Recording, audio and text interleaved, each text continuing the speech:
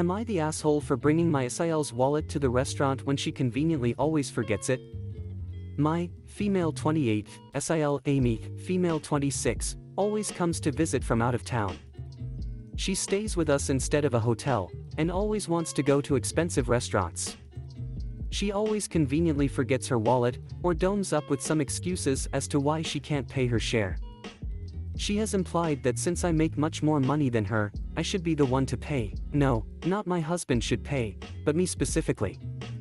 I do make a fair amount of money, but not so much that I can treat someone every time they come into town.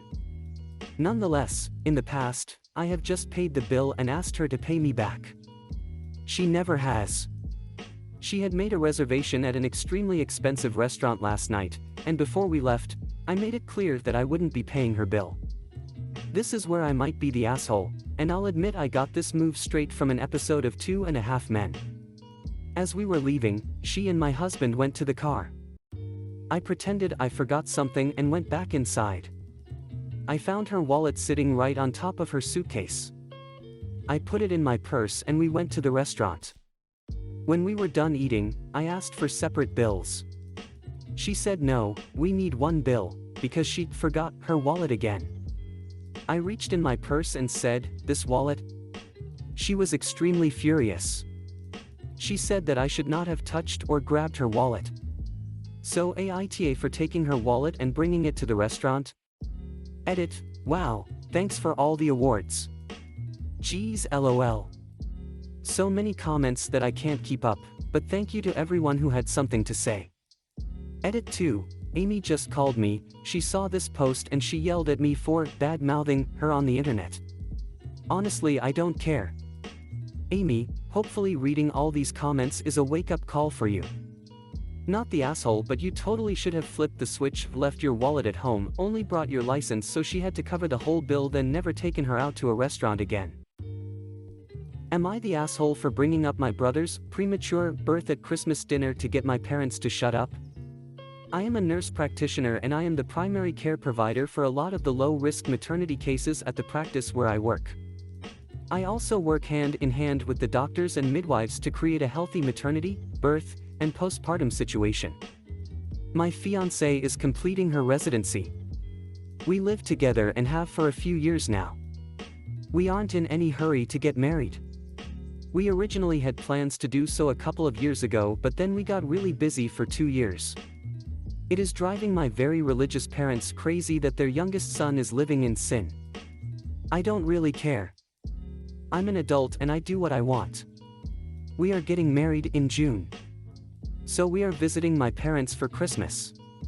The way it came together this year, everyone is at my parents' house. So that's my folks, my 3 siblings, myself and fiancé, and 7 grandchildren. So 17 people. At dinner my mom starts going on about how she is so glad that we are finally getting married and she won't be embarrassed at church anymore. And my dad says how proud he is of his 3 older kids who all either waited to get married before moving in together or got married right away after moving in together. My fiancé was getting embarrassed and I was getting mad over this stupid argument we have had too many times. And a family dinner was the last straw. I have asked them repeatedly to just accept that they cannot control how I live my life. I refuse to stay with them when I visit, even if I come alone. Hotels are just easier. So I started talking about a premature baby I had been reading about. It was almost 3 months premature and weighed about 1.6 pounds. It was super strong and healthy for being born so little, and the NICU had high hopes for the baby doing well.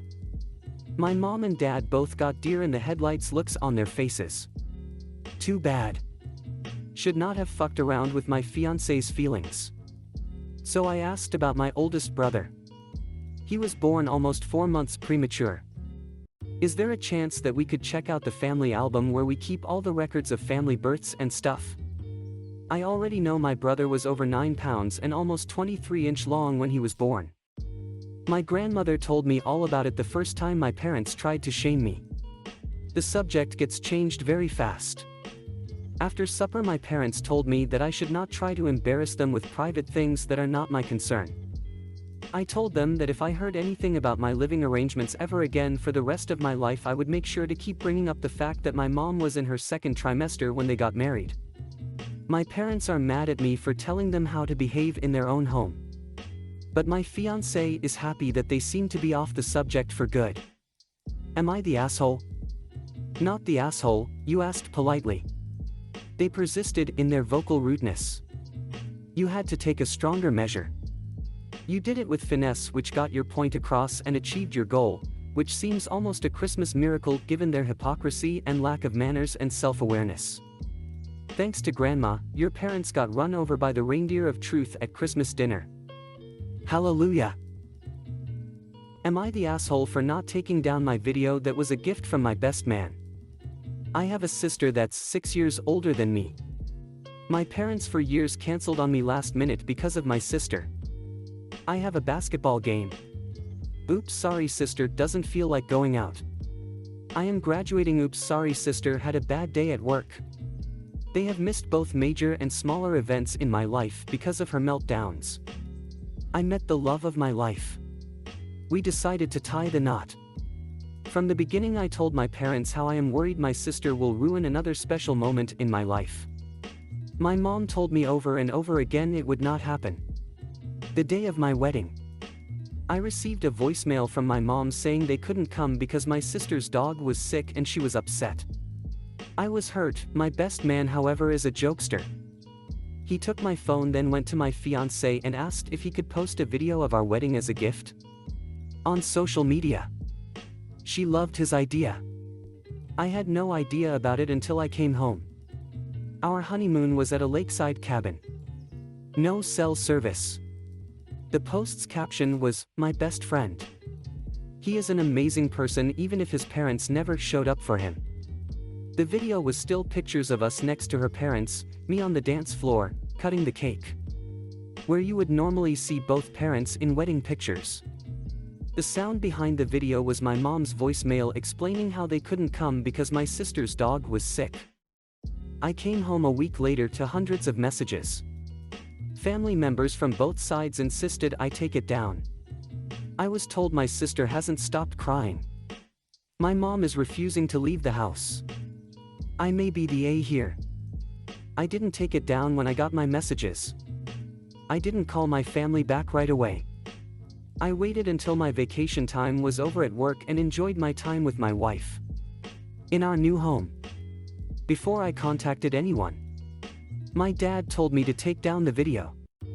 It was just a bad night for them. That they will make it up to me and my wife for not coming. My reply was exactly, how do you plan to make up for my wedding? It's a once-in-a-lifetime thing. You choose to ignore my feelings on the whole matter. Then he just repeated he will make it up to me. I told him I would take down the video only when he made up missing my wedding. Flustered, we both hung up the phone before we both said things we shouldn't have. Am I the asshole here? I could have just taken down the video. Not the asshole. The truth hurts sometimes and your parents and sister just got whammied. Your friend is awesome. Please leave the video up.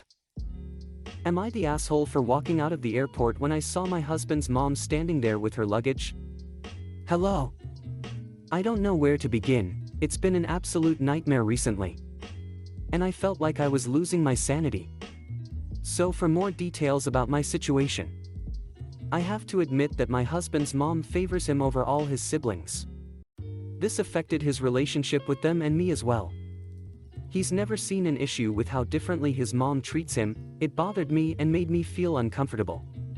The whole dynamic made me feel uncomfortable. Going low contact has never even been an option. Like he has to see her or call her every day. Most of his siblings don't talk to him and I 100% believe it's because of his mom's favoritism, like I said. He does bear some blame for not seeing how wrong this is till this day.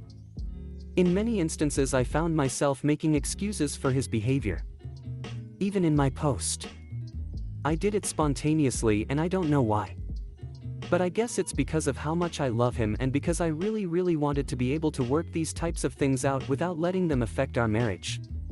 Regarding what happened with the trip, He tried to have a talk with me and most of what he said came from place of blame towards me. I just couldn't continue with this argument. I told him I needed space and that I would be going to stay with my sister for a while. He didn't take it well. He literally got up from the couch and opened the door telling me to go right then. In that moment, and seeing how he was still not even anywhere near understanding what he has done just made things perfectly clear to me. I just had pictured years and years of my life being lived like that, and I was like, no. I can't do it, can't take any more of it, especially when he keeps focusing on being right every time.